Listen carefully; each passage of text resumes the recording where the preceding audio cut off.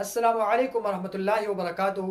نننۍ ویډیو زمونږه د هر قسم حاجت په باره کې ده. که څوک وایي چې زمونږ د یو حاجت شرعي پوره شي نو دا عمل وکړئ ان شاء الله د الله په حکم سره ستاسو چې هر قسم حاجت وي شرعي او هر قسم د زړه مراد مو وي او څه مقصد مو وي ان شاء الله الله جل جلاله به د دې عمل د برکته ستاسو حاجت پوره کوي، ستاسو د زړه مرادونه به پوره کوي.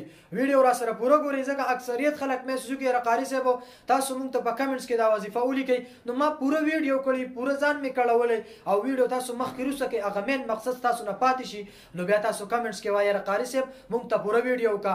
نو بهترین او اسان عمل دی څوک چې دا عمل وکړي د الله په حکم سره د ده په 100 دن کې دنه الله جل جلاله هر قسم مقصد کې به کامیابی، هر قسم د زړه مراد به پوره کیږي او هغه عمل ډیر اسان دی. د هغې نه مخکې دوه خبرې کول غواړم.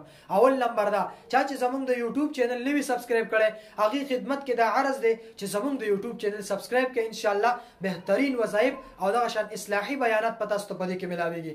دویم نمبر دا که څوک وایي چې زما د زړه مراد پوره شي او زما د زړه مقصد چې څه زما مقصد وي څه حاجت مې وي چې هغه پوره شي نو هغې کې اولنۍ خبره خدا ده چې د الله حکمونه دا به پوره مني. د مونځ دا چې کوم دی د دین ستن د رسول الله صلی الله علیه وسلم فرمایي الصلاة عماد الدین، دا مونځ د دین ستن ده. نو د مونځ چې کوم دی پابندي کول، 15 وخته مونځ کول ان شاء الله. کله چې یو انسان 15 وخته مونځ کوي الله جل جلاله دا هغه مدد کوي، دا هغه نصرت کوي. الله جل جلاله خوشحاليږي په دې ځکه چې د الله حکم مني.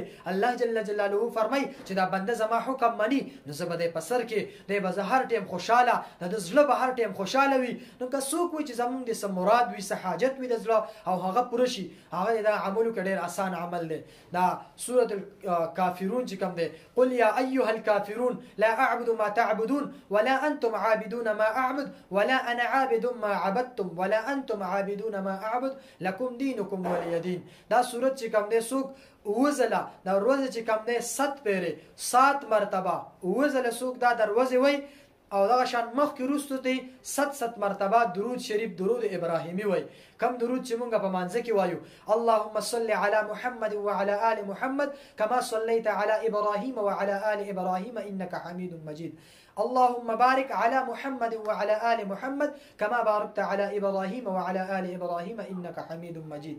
دا درود شریف دا به اوزله مخکې وي او اوزله وروسته او په منځ کې به 7 مرتبه یعنی اوزله به دا سورة الكافرون دا قل یا ایها الكافرون دا سورت په وي دغه شان دا 7 ورځې وکړه د الله په حکم سره ستا چې هر قسم مراد وي د زړه ستا چې هر قسم حاجت وي ان شاء الله الله جل جلاله به تا هغه حاجت به ستا پوره کوي، هغه مقصد به ستا د زړه پوره کوي. نو ټولو ملګرو خدمت کې دا عرض دی چې دا ویډیو د هر چا خوښوي هغې نور